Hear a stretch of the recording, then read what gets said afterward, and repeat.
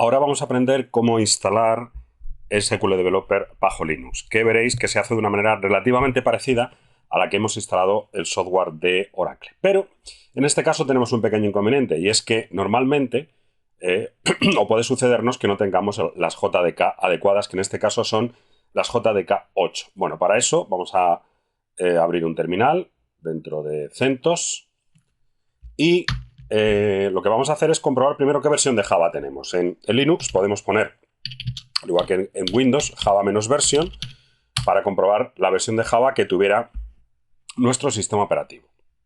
Que, como podéis comprobar, tiene un Java versión 1.7, lo cual quiere decir que no nos vale en principio, ¿de acuerdo? Porque como SQL Developer necesita la 8 o superior, la versión que nos hemos descargado, pues vamos a tener que instalar una versión un poquito más moderna, ¿vale?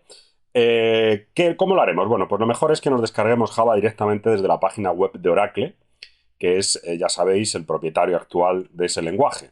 Entonces nos vamos a abrir un navegador de nuestro Linux, o si no, os lo descargáis desde el PC y luego lo pasáis. Y lo más sencillo para ir a la página web, porque a veces es un poco complicado moverse a través de las páginas web de Oracle, pero bueno, podemos poner aquí, por ejemplo, JDK8 Linux, buscar por ese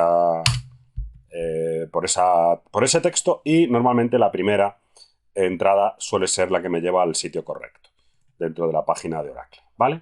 Bueno, en cualquier caso, vemos que aquí me va a llevar a todo lo que es el Java S Development Kit. Recordad, tenemos que descargarnos las JDK, no las JRE, ¿de acuerdo? Porque de lo contrario no funciona. Es decir, tenemos que descargarnos el Java Development Kit. Bueno, vemos que ahora mismo, por lo menos en el momento de hacer este manual, este vídeo, estamos por la versión 8 Update 65 y deberíamos descargarnos aquella versión de nuestro sistema operativo. Como en mi caso, al menos en mi caso, yo tengo una versión de 64 bits, pues voy a buscar esta, un Linux X 64 bits, y podemos descargarlo o no como tar GZ o como RPM.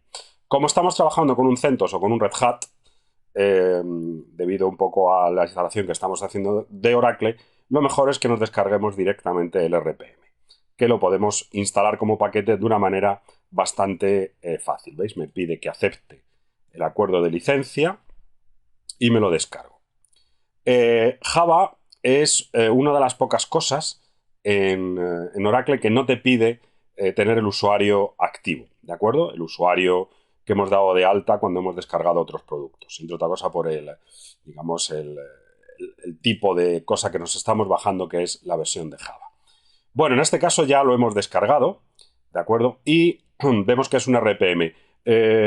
Podemos tener la tentación de ejecutarlo desde aquí directamente, lo cual nos abriría una especie de desempaquetador del CentOS, pero es mejor que desde el terminal nos vayamos al directorio donde nos lo hemos descargado, que yo en este caso lo he hecho aquí, en root descargas, y vemos que está aquí. Y acordaros, para instalar un paquete nuevo, ¿vale? Se utiliza RPM, que es el gestor de paquetes, -IVH, y luego el software, ¿vale?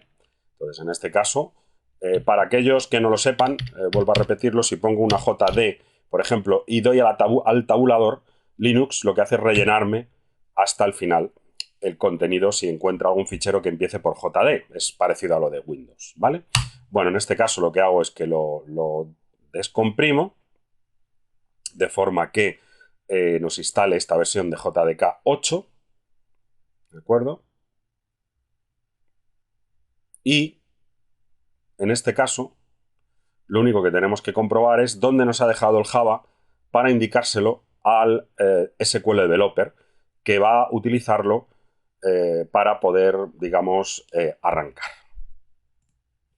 Normalmente los Linux, como los Red Hat, el Java se suele instalar en un directorio llamado /usr/java. Y ahí tenemos, veis ahora mismo, pues dos versiones, la JDK 1.7 y la JDK 1.8. Hay una manera, con un comando que se llama alternatives, de identificar al sistema completo cuál es la versión que vamos a utilizar. Pero como en este caso solo lo vamos a utilizar para JDeveloper y para no tocar otras posibles cosas que tenemos, lo que tenemos que hacer básicamente es indicárselo, ¿de acuerdo?, a el SQL Developer cuando lo instalemos y cuando lo configuremos, ¿vale? Veremos que nos va a preguntar por el Java y nosotros pues le tendremos que decir que está en esta versión, ¿de acuerdo? Perdón, en este path. De forma que en el siguiente capítulo lo que vamos a hacer es la instalación de SQL Developer.